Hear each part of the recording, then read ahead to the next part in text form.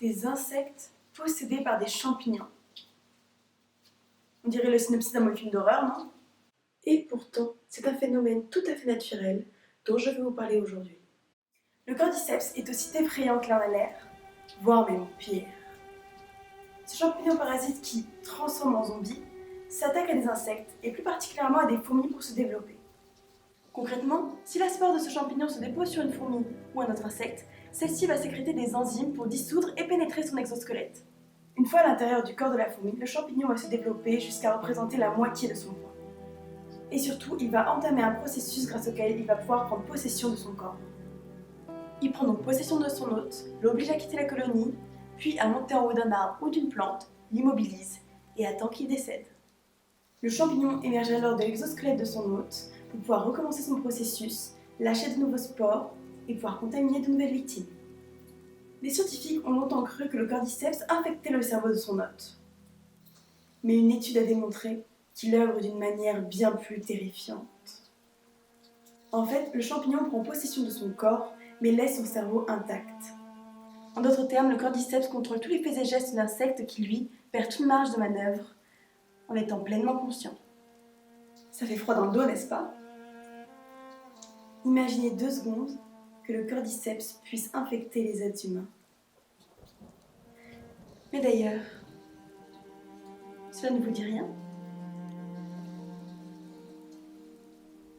Ok. Si je vous dis Last of Us. En effet, les concepteurs de ce jeu se sont inspirés du cordyceps pour en faire l'épidémie zombie de ce dernier. Dans le jeu, notre personnage principal est plongé dans un monde où une infection cérébrale par cordyceps a pris possession d'une majorité de l'humanité. En d'autres termes, il y a des zombies de partout. Dans le jeu, une fois que notre personnage a inhalé des spores ou a été en contact avec un infecté, et quand je parle de contact, dans le jeu, cela signifie être violemment mordu. Donc, une fois avoir inhalé des spores ou été en contact avec un infecté, il va passer par 4 étapes. Le premier stade va être celui du coureur. Au bout de quelques jours, il va devenir un coureur. Le champignon s'est emparé de son esprit et il ne réagira plus que de manière agressive. Ses yeux deviennent orange et sa vue commence à baisser. Le plus horrible dans tout ça, c'est que comme notre fourmi, notre personnage est conscient mais ne peut se contrôler. Ensuite, après quelques semaines, notre personnage va devenir un rôdeur. Le champignon sort de son crâne par les yeux, mais c'est qu'une phase de transition. Au bout de quelques années, il aura la tête recouverte entièrement de champignons et deviendra un claqueur. Une fois dans cet état, et donc totalement aveugle, cette personne développera l'utilisation d'écolocalisation pour se repérer comme les chauves-souris, en reproduisant des sons qui font froid dans le dos. Et après une dizaine d'années, cette personne atteindra le stade 4, le stade de colosse. Le champignon a recouvert entièrement son corps, formant une genre d'armure. Et le pire, c'est qu'une fois mort, le cauchemar ne se termine pas là.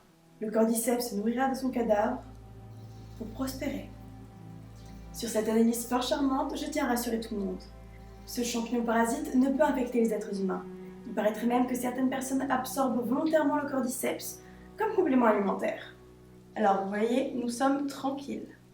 Cependant, imaginez donc que le cordyceps puisse s'adapter à l'être humain, qu'il puisse s'attaquer à notre espèce. Dans ce cas, notre jeu ne sera plus virtuel, mais bien réel. Alors espérons que notre cordyceps se satisfasse de nos insectes. Ainsi, je vous dis à bientôt et à très vite pour une prochaine vidéo.